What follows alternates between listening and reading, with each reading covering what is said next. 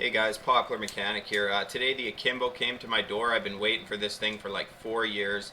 I was really looking forward to it, and it finally came today. So I'm going to give you my first impressions. I've had a chance to put it on a couple different ropes now, a couple different style of ropes, and change the settings on here and do a, change the settings, go through and see what I like best.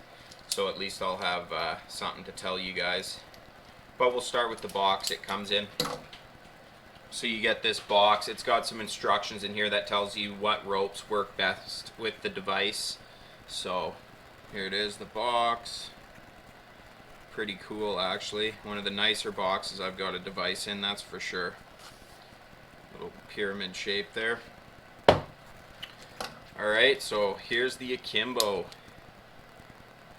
Pretty small size device. Here's my hand. I mean, you can just tell it's a smaller device. It's actually quite a bit smaller than I thought it was going to be. It looks like it works from 11.5 mil to 13 mil ropes, which is nice. You could probably run a little thicker rope in this if you wanted to. I generally run 11.5 though. I like it. So here's the unisender for comparison, just for a quick size comparison. You know, obviously this will expand a little bit on the rope, but for the most part this is the smaller, lighter, less material than this by far, even without the mods I put on the uni. So there's that. Here's a Rocco. Isn't that interesting? It's quite a bit smaller than it looks. You see these pictures on Instagram and stuff and you think, oh okay, it's probably, you know, the size of the rope runner. I knew it was shorter than the rope runner, but you know what I mean. Okay, so that's it for size, guys. Now I'm gonna go through how the device opens. So you've got these two flaps here, here and here. Now these cannot open until you bring these all the way back, and you can see kind of in here, those little keys kind of make it, see how it opens? So it won't open no matter what in this type of position. It has to be all the way back like that. You see how it kind of moves all of a sudden? Just like that, and then you just swing these arms open just like that and down. So that's how you get it on your rope, which is I thought really good design. So once you get inside here, now you can also have a carabiner on here the whole time. You can actually have this hooked to your saddle the whole time while you are taking it off a rope, putting it on another rope, or just taking it off for a redirect or whatever you want to do. But anyways, I thought that was a really neat design. Really good job there. In addition to the way it opens with losing no parts, you can also have a toolless adjustment, so there's no tools required to adjust this device. What you'll see here on the outside is these swing arms here. So these swing arms, there's both top and bottom one, open up like that, and then this actually pulls right out. Okay, that's kind of hard to see, but this pin right here pulls out and then rolls, and then that'll give you more or less friction. So that's how that part works. And the top friction is labeled A to G for letters, and then the bottom one is numbers. I can't remember what it goes to. It's 1 to 7 for numbers. So a lot of adjustment in this thing, which is awesome. You don't need a tool. So let's say you want to switch ropes for whatever reason in the tree, and you know you need a little bit of adjustment, you can quickly do that with no issue. I thought that was really smart. So there's that aspect of it. So the bottom adjusts the same way. It's just got numbers, so you can have your letter and your number, so you always know what works with what ropes. You can write it down. It's pretty awesome. So anyways, that's kind of the beginning of how the device works. So you can adjust this, which will give you more or less friction in the top here, and same with this roller on the bottom. It'll turn and it'll bring this roller closer to the back, which will cause more friction, or further away, which will cause less friction. In addition to that, this piece here plays an important role where your carabiner hooks into, right here. Okay guys, so this piece here, as your carabiner hangs on here, it pushes it into the rope, so it's kind of an important part. And I'll bring up another point of that when we hang it on the rope. You don't want this bottom one too tight, because I find it's too hard to pull slack. It kind of rubs between this thing and the roller here. So anyways, we'll put it on the rope, guys, and we'll do some slides, and I'll show you how it works. Okay guys, so before I put it on the rope, I just want to let you know right now I have the top set to E. So there's 2 pins. I'm not going to try to get inside there, guys, but there's 2 pins, and the letter or number will be in between those 2 pins, and that's the setting you're on. So right now I have the top on E, and I have the bottom on 4. Okay, so those are the numbers: bottom 4, top E. So then I can remember it. So if I go to put this on the rope's right here. We simply click the device back like this and open it up. It's really awesome. And all you're going to do is take the rope through the top like that, bring it around from the bottom. If this thing gets in the way, you just move it over with your thumb, and then you close the device. Okay, it's really easy. Okay, now it's locked on, and you know if this closes, everything's locked on. It cannot open up in any way. So it's pretty awesome. So those are my settings there. We'll do some slides now on this rope. This is 11.5 New England Tachyon Ash. This is really good rope. I like this rope. My rope runner works good on it. Zigzag this is kind of my main double rope as well that I use. I've had my zigzag on this, but it works well with the runner.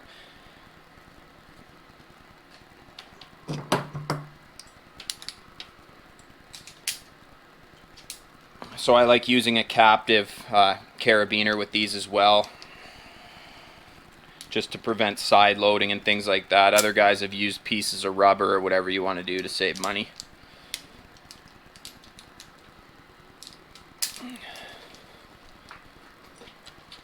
So it tends, the device tends just like you'd expect. It's really good. It's just nice and smooth. There's no pressure or anything against it. It grabs readily.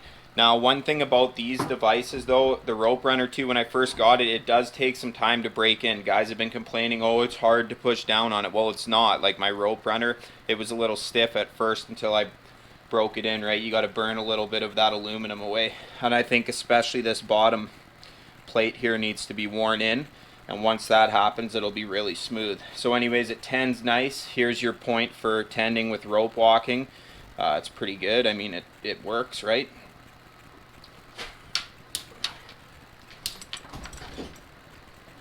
Okay. So now I'm hanging here in a dead hang. It's holding me. Now I did try some other settings, guys, that ended up sliding and things like that. You have to adjust it. It's to your weight and your rope. I can't really tell you what to do. I can tell you what my settings are. I'm about 180 pounds. So anyways, you want to break this. I don't find it very hard at all. You know what I mean? This is probably the smoothest device to date that I've been on. You can just feather it. It grabs readily. Okay.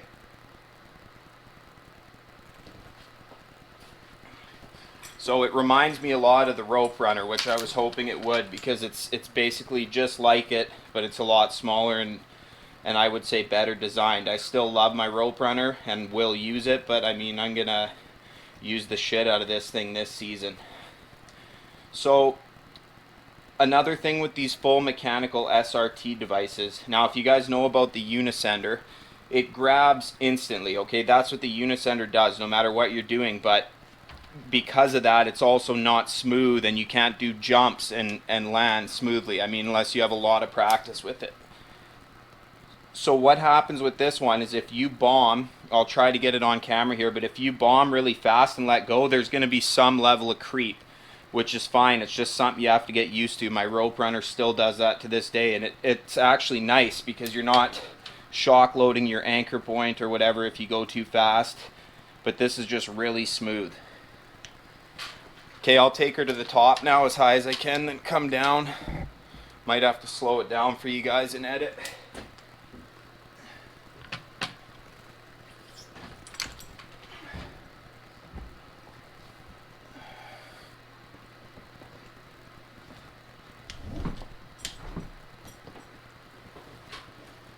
Okay, so I don't know exactly how that's going to look, but the settings I have it on now, it grabs pretty readily. If you were to bomb out of there, it's going to creep a little bit, but it is very smooth. Very smooth.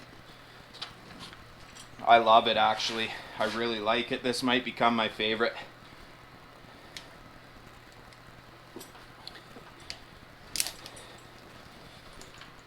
And even if it does creep a little bit, it's not like you're just gonna fall. I'll see if I can get it to just creep by bouncing a little bit. I'll just line you guys up. Okay, so about there. Yeah, see, it won't even creep now, but that's because I've adjusted it. But yeah, it's not that hard to break. And you just have to find those magic settings, guys. That's what it's about. And if it seems a little stiff, just don't overdo the bottom one, or you'll have a hard time tending slack and things like that. Or if you go out on a limb walk, it's gonna add some extra drag. So it's kind of a fine balance between the top and bottom. Not too much on the bottom, not too little on the top, and you should be fine.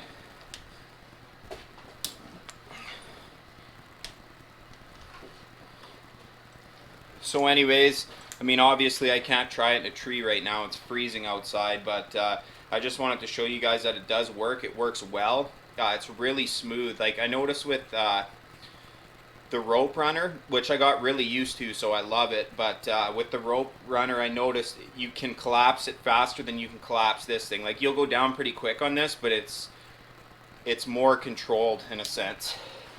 You have more control over it. And I don't find it hard to break this beak at all. I just find if you put your thumb under here and grab the top, it gives you some extra leverage. But you see, you can collapse it a long ways before it just sends you into a free fall. You know what I mean? Like look how low it is. And that's not even fast, and it's very easy to control. So this is probably the easiest one to control that I've been on. So I really like it. Now we're going to set up a 3-to-1 so I can show you guys how that works, because with the rope runner it does work, but what will happen is this leg of the rope will catch the front and it'll cause some drop. So we'll see how this one works in 3-to-1. Okay guys, so this is the quickest setup I could find right now. It's just a revolver with a Petzl hand descender, so I'll clip that above now.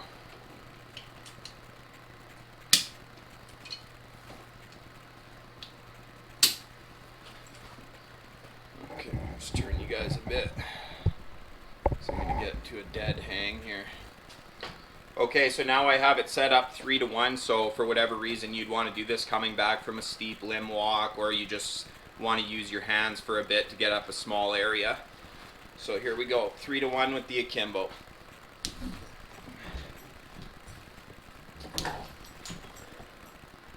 So far there's no jarring. We'll try it a couple more times here.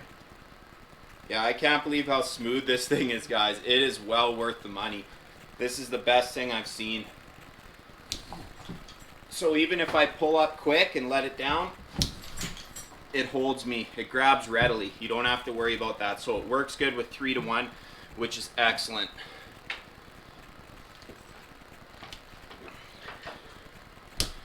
Just for a comparison, guys, I'll throw the runner on so you can see what I mean. Okay, so while we're sitting here doing it, I thought I'd show you the difference between putting the Akimbo on and the runner. I'm sure most of you already know, but for those who don't, I may as well. So the way I like to do it is you open this top slick pin here. Not all the way, but just to the last pin. That'll get you on the rope, so you turn it on. You're going to close that section up. Then I take this pin out here. Okay.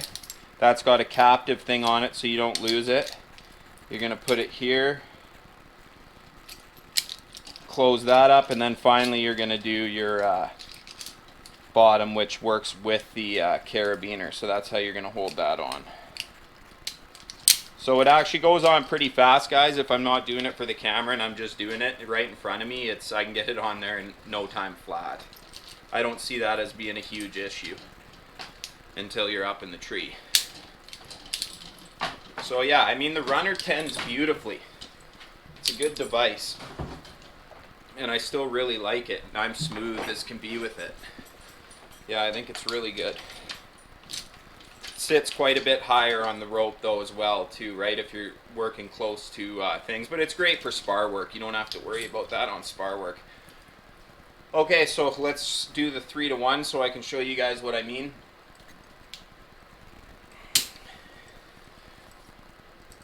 So you've come back, you want to come back from a limb walk or whatever.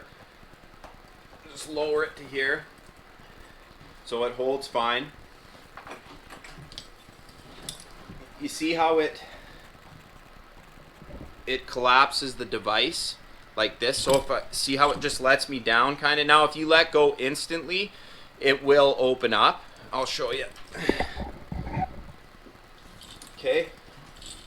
So I'm going up now. I'll just let it go. See, it will grab you, but it's a bit of a drop. But I mean, 3 to 1. I don't use it that much, but I know guys do, and it is handy and it's nice if you do need it to have it working. So I just thought I'd show you that. All right, guys. Now I will put the Akimbo back on, and I'll show you it with putting it on with the carabiner attached to the saddle, and then. Okay guys, so now I have the Akimbo clipped to my saddle, and I'll place it on a rope. I've got 2 ropes here this time. This one's 11.5 mil cherry bomb. This one's got a little bit stiffer core. I'll put it on this one, take it off, and put it on this one without taking it off the bridge of my saddle.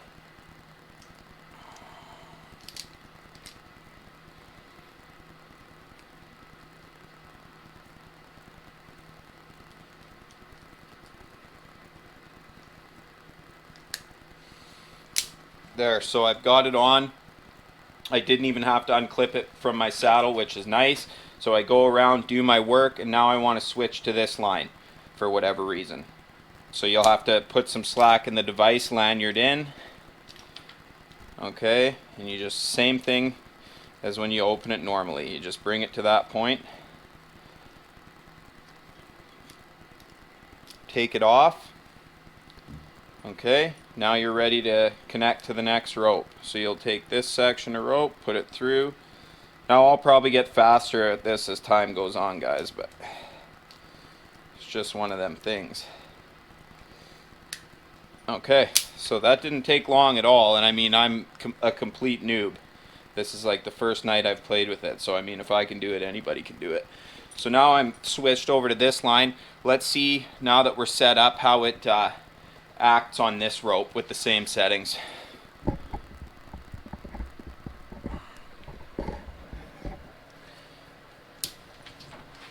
Okay, so I'll go up to here. Now it feels quite sturdy on this rope. It might be a little bit more difficult to break here, guys, because it's got a firmer core, but no, it's smooth. It's easy. Wow. It actually works pretty good on this cherry bomb, not gonna lie. Works really good on it. Let's try another one. Oh yeah. Very easy to control. Like if I had more room I could show you guys, but I'm just kinda, my ass is almost hitting the floor here, so. Very easy to control. I don't find it hard to break this top at all. If you're having difficulties with that, it's probably within your adjustments. You got to play with it, guys. So I don't want to take your whole night up here, so I'm probably going to wrap this up. Overall, I think this is a great design. I can see this being my go-to device, just with how compact it is, light it is. You know, you don't have to worry about side loading too much with it because it's so short on the rope. You can adjust it anytime you want. You can change it without taking it off the bridge. This is basically the best SRT device I've seen, and you can use it in double rope as well. It's not going to be as good as the zigzag or whatever, but it's pretty good. So I just wanted to say thanks for watching, guys. Like, comment, subscribe, and we'll see you next time.